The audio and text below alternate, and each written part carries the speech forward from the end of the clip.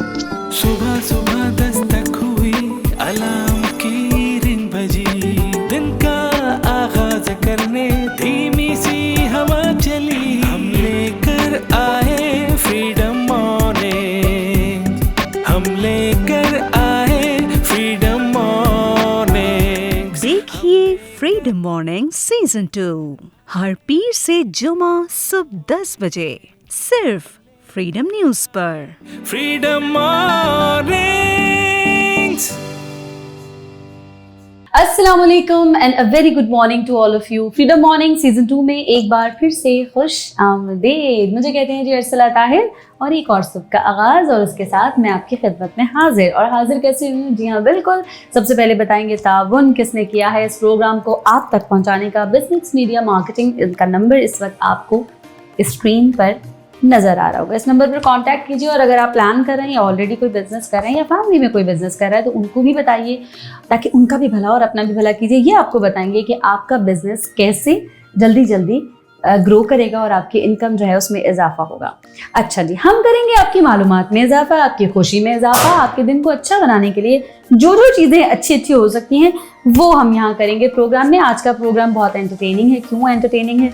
क्योंकि आज भी हमने एंटरटेनमेंट की फील्ड से किसी को बुलाया है। जी हाँ बिल्कुल, एक आर्टिस्ट, एक सिंगर को हमने बुलाया है जो थोड़ी से मीडिया इंडस्ट्री से, अपनी इंडस्ट्री से थोड़े से नाराज़ हैं। और वो क्यों नाराज़ हैं वो सारी वजूहात भी वही बताएंगे, लेकिन मेरी और आपकी कोशिश ये रहेगी कि हम नाराज़गी को ख़त्म कर दें। क्योंकि नाराज़गी आपको पता है सभी को कि वहाँ होती है जहाँ प्यार होता है, तो इसका मतलब कहीं ना कहीं प्यार मौजूद है और हम कोशिश करेंगे कि उनकी नाराज़गी को ख़त्म कर कर प्यार की तरफ वापस ले आएँ।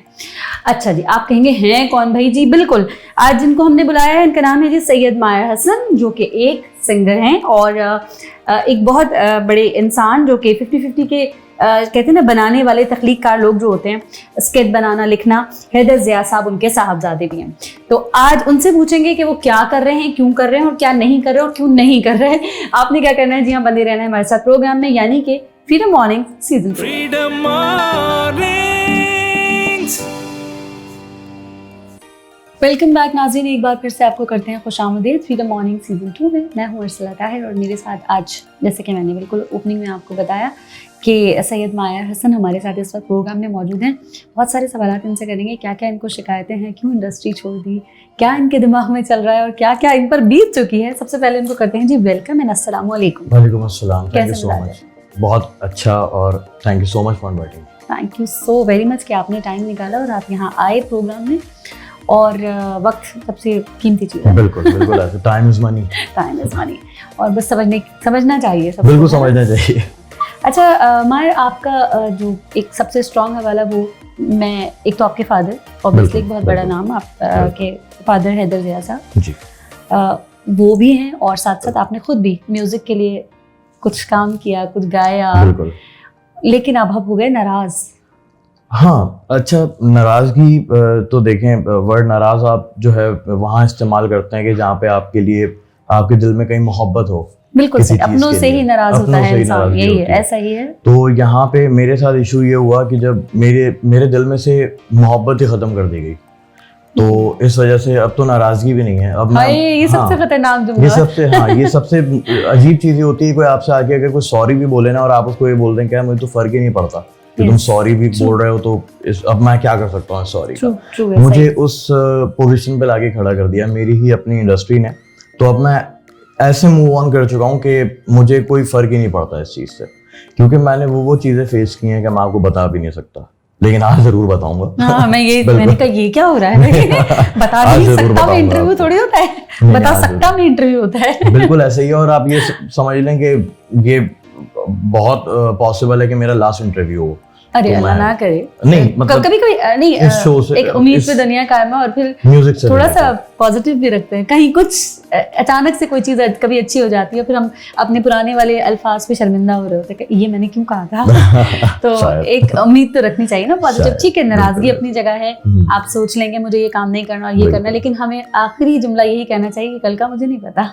बिल्कुल ऐसे कि ही, क्या हो बिल्कुल जाएगा, ऐसे है ना, ही। हमें नहीं पता होता कि कल बिल्कुल, क्या हो जाएगा। तो बिल्कुल। हम अभी इसी नोट पे रहेंगे, इतनी चलें। नाराजगी ना दिखाएं, ये लोग सब उदास हो जाएंगे, इनकी अभी मॉर्निंग हुई है। नहीं नहीं, चलें फिर मैं ये फैसला आप पे छोड़ता हूँ हाँ। कि इस इंटरव्यू के इख्तिताम पे फिर आप मुझे क्या कहना चाहेंगी कि मैं होपफुल रहूँ या ना रहूँ। हाँ, फिर आप ये मुझे- आपने अच्छी बात की। देखिए, आप मशवरा बताइए। सुन्नत है बिल्कुल, और बहुत बिल्कुल। जरूरी होता है कि आप बिल्कुल। लोगों से मशवरा भी करें। हम नाराज हो बहुत जाते हैं जरूरी और खुद ही फैसले कर लेते हैं, बिल्कुल। लेकिन थोड़ा सा पूछ भी लेना चाहिए। बिल्कुल ऐसे ही है ना। चलें ठीक है, अब आपसे एंड में हाँ। पहले आपके वालिद के हवाले से बात कर लेते हैं थोड़ी सी, फिर आपकी तरफ आते हैं। बिल्कुल। हैदर ज़िया साहब के हवाले से कुछ आप कहना चाहें, कुछ हमें बताना चाहें, कुछ लोगों को सुनाना चाहें? बिल्कुल।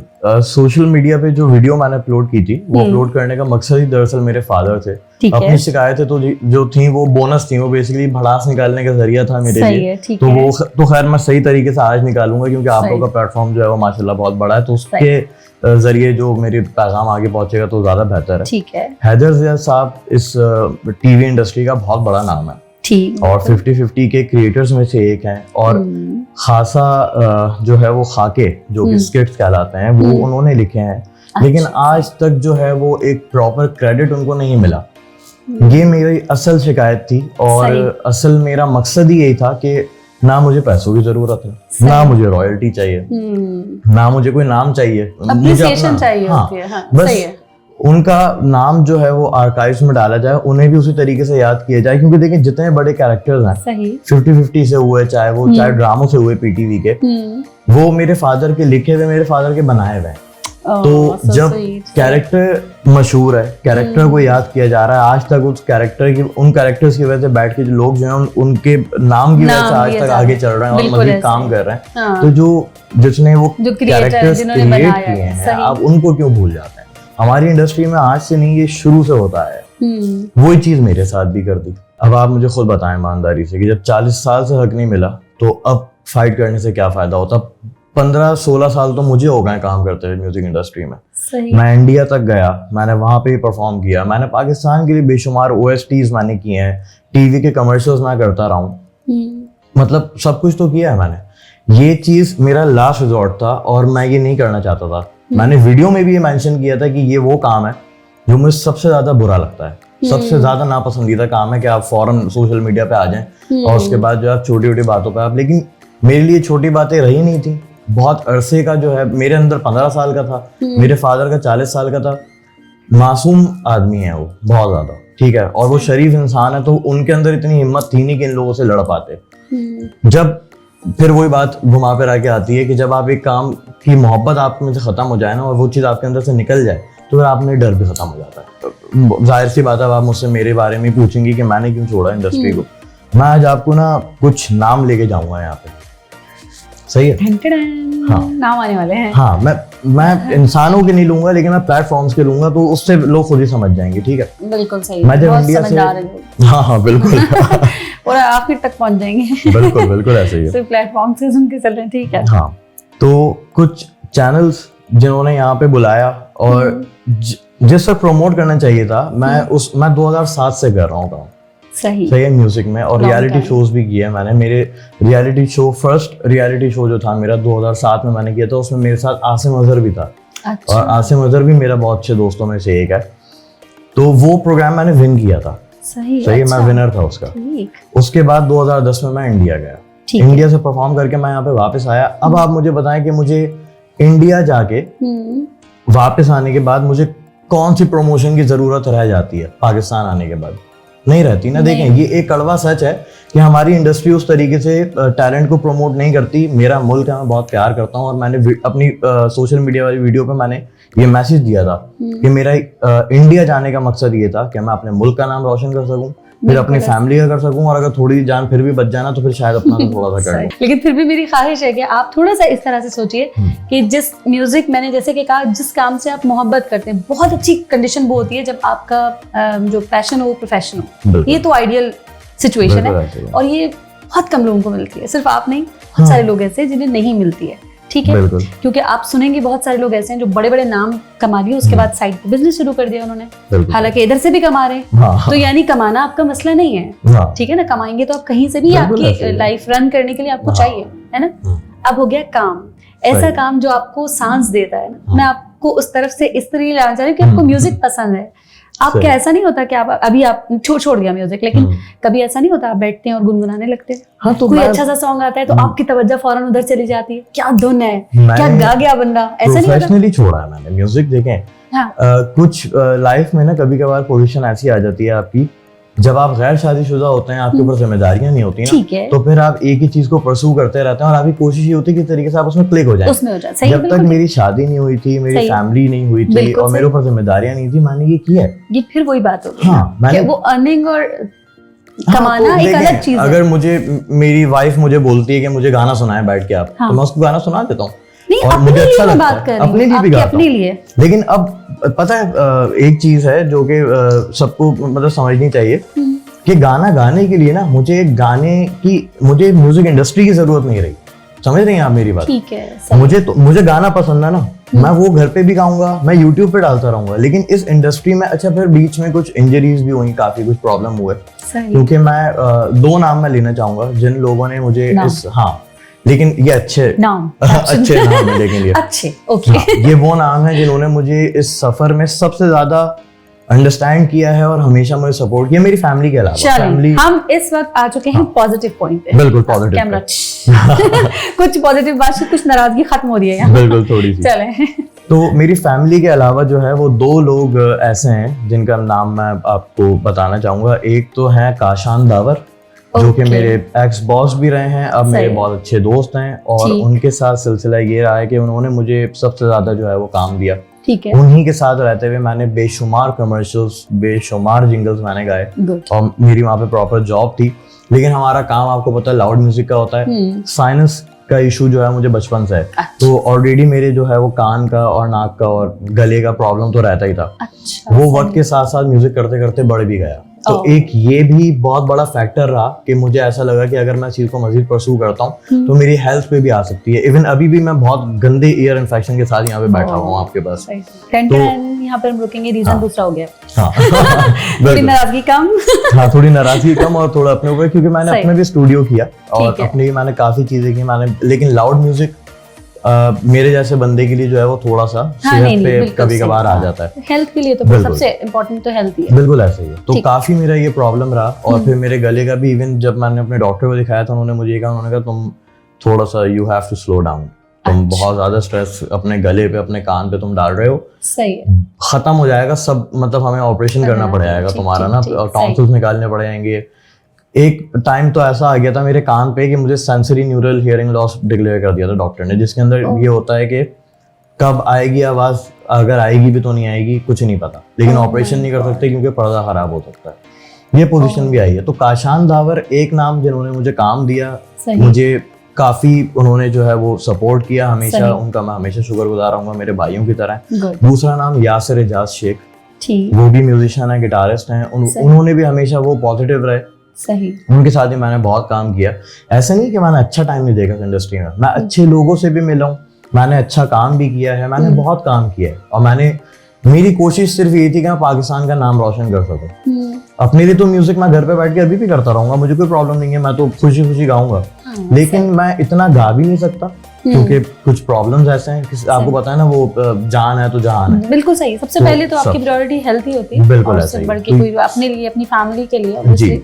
तो मैं सही रहूं ताकि मैं अपनी फैमिली का, अपनी वाइफ का, अपने माँ बाप का, इन लोगों का जो है ख्याल कर सकूं और इनको सपोर्ट कर सकूं आगे भी, क्योंकि मैं ये चाहता हूं कि आने वाले 30-40 सालों में ना मेरे बच्चे जो है मुझे हेल्दी देखें, मेरी फैमिली मुझे हेल्दी देखे। ऐसा ना हो कि मैं जो है बिल्कुल ही मैं किसी को सुन नहीं पा रहा, मैं कुछ बोल नहीं पा रहा। हाँ, नहीं, ये तो प्रॉब्लम होता है, अच्छी सिचुएशन भी नहीं है। बिल्कुल ऐसा ही है। तो खैर नाराजगी थोड़ी हद तक कम हो गई, कुछ पॉजिटिविटी की तरफ आ चुके हैं। मैंने आपको कहा था एंड तक पॉइंट चेंज कराऊंगी, थोड़ा बहुत करा दिया है। बहुत अच्छी बात है, और नाराजगी है लेकिन अपनी भी मैं तो अपने ऊपर भी कहता हूँ, ऐसा नहीं है कि मतलब टोटल नाराजगी है। कुछ चीजें जो है वो मेरी अपनी पर्सनल भी हैं जिनकी वजह से मुझे ये जो है दूसरा काम भी करना पड़ रहा है, मुझे बिजनेसेस करने पड़ रहे हैं। वो जिम्मेदारी है आपकी, जिम्मेदारी है, आपकी वाइफ है, आपके बच्चे हैं, बिल्कुल ऐसी जिम्मेदारी है।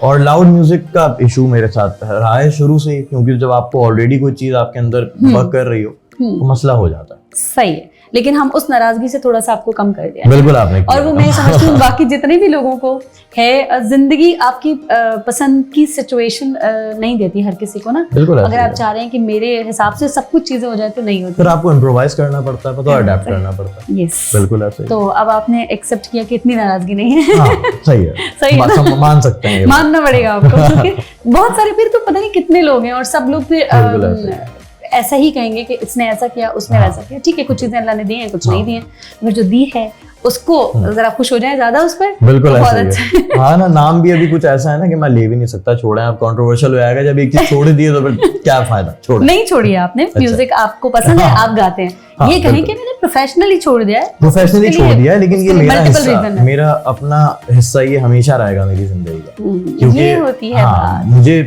इस काम से मोहब्बत है, हाँ। इस इंडस्ट्री से मोहब्बत नहीं है। ये है, ये आप कह सकते हैं। एंड वही हो गया। हाँ, नहीं, काम से तो है ना। नहीं देखिए, इंडस्ट्री में फिर इतने सारे लोग वो हैं जो सिंगिंग कर रहे हैं, तो फिर आपको तो मेरी दुआ है उनके लिए कि वो स्ट्रगल करते हैं, तो अल्लाह पाक उनको बहुत ऊपर तक लेके जाए, मेरा वाला गम ना दिखाए भाई। सही है, क्योंकि कोई भी रिजेक्शन, देखें, हर कोई मेरी तरह स्ट्रांग भी नहीं हो सकता। सही है, आपकी तरह स्ट्रांग नहीं हो सकता। आपने रिजेक्शन फेस की, मैंने की, जरूरी नहीं है कि हर कोई कर सके। करना चाहिए। हाँ, लेकिन हर कोई नहीं कर सकता ना। आसाब जो है कमजोर भी होता है बहुत लोगों का, बेचारे डिसाइड। देखें कितने लोगों का आपने सुसाइड सुना होगा, हाँ, तो काम में एक्सेल नहीं कर पाए, सुसाइड कर ली। हाँ, तो दिस इज रॉन्ग। हाँ, रॉन्ग है, लेकिन हमें हर शख्स की तबीयत समझनी पड़ेगी ना। हर कोई स्ट्रांग नहीं होता, होना पड़ेगा।